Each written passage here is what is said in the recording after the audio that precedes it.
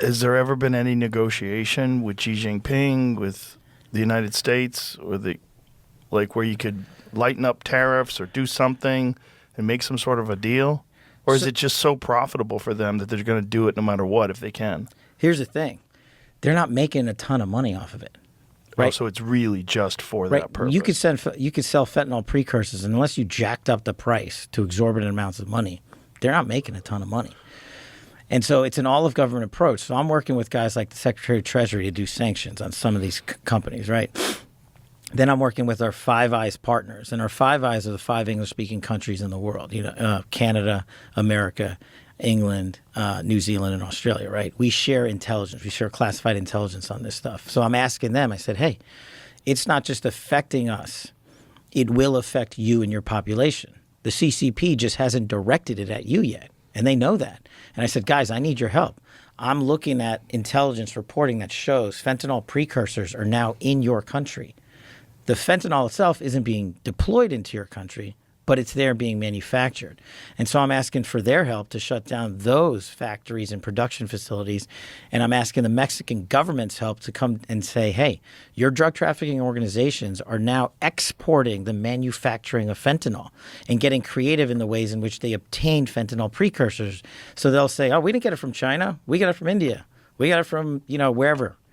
And it's too cute by a half. It's not like there's been a reduction in the amount of fentanyl precursors that mainland China produces. What there has been a reduction in is President Trump's administration's aggressive approach to just crush the fentanyl trafficking. And unfortunately, our adversaries adapt. We're so good down south on the border here, and we're so good in Mexico that they're moving it elsewhere. Jesus. We're going to get them. I promise you. I promise the president and the American people, we will not have kids dying of fentanyl overdoses in our streets. Just give me a little bit more time. We have a massive operation going on around the world on this. Well, that's great news. It's great to hear. So the fentanyl, a lot of it is, it's not just fentanyl overdoses, right? It's opiate overdoses overall. How much is a lot of it because people get hooked on pills and then they want more, and then they can buy black market pills, and those are the ones that have fentanyl in it? Or is it Molly and things like that have been laced with fentanyl? So, great question. Nobody asks these questions. It's probably why your show's number one. They are so demonic in their ways. They're like, we'll make fentanyl, and people can go use fentanyl and get killed on fentanyl. Then what they do is they manufacture, as part of this lift, they being the drug trafficking organizations, once they get the precursors from the CCP, they take their pill presses and they make fake oxycodone. So literally, I'm just giving you an example. Make tens of thousands of pills of fake oxycodone, and we bust them for it. And in that fake pill is fentanyl. It's laced with fentanyl that kills people. Then the drug trafficking organizations, to make it appealing for the youth, shape this illicit narcotic in the form of candy and gummy bears. So you hear about kids in New York who just happen to have a trace amount touching it somewhere, also dying from it. So they have absolutely no rules or boundaries whatsoever when it comes to how they deploy fentanyl to get into our population. It could be through another drug, it could be through a synthetic, it could be through a fake drug, or it could be hey, and we've seized it. Thousands of pounds of material that looks like candy. Are they doing it specifically to try to get people to overdose on candy, or are they selling this candy as a drug? They're selling it as a drug. Okay. And they're just saying it looks like candy. It just looks appealing to kids, right? Inner city youth, they're like, hey, put a pill down on the table, put a gummy bear down on the table. A younger person's going to be like, oh, that's cool.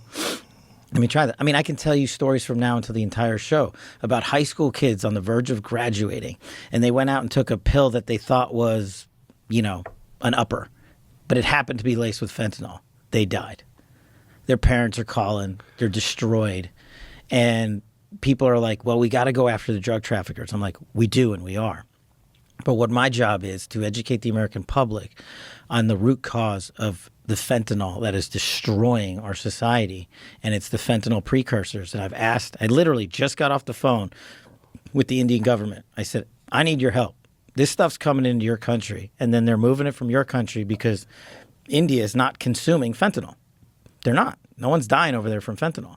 But I need you and your help. So my FBI is over there working with the heads of their government law enforcement authorities to say, we're going to find these companies that buy it, and we're going to shut them down. We're going to sanction them. We're going to arrest them where we can. We're going to indict them in America if we can. We're going to indict them in India if we can. Start indicting in places like Canada and the UK and England and Australia. This is a global problem. And the reason it's gotten so bad is because nobody did anything for 4 years. You know, people are like, how do they stand this up? Well, if you give the CCP, who has an endless amount of money to deploy in human capital, that's what happens. It metastasizes. Why didn't anybody do anything for 4 years? Have you been able to figure that out? Look, to me, I'm a national security guy, and anything that kills 100,000 people a year is a national security crisis, right? It's what we call a tier 1 threat. And the last administration did not classify the drug trafficking enterprise as a prime threat against the American people. And so what happens is you reorient the system of intelligence collection operations. I mean, I'm not making this up. They said climate change is our biggest priority. DEI is our biggest priority. I mean, you guys have heard this and you've had guests on that say it. But these are the ramifications in real life. I only have X amount of people that can target something, right? Same with the CIA, same with the DOD. But if the United States government and Uncle Sam and your commander-in-chief said, hey, I need your X amount of people looking here, I can't clone that army to look back at fentanyl. Right. Plus, we have to follow the chain of command. It's so crazy that they would say climate change and DEI were the priorities for the FBI, Well, for the government. for the government yeah. in total.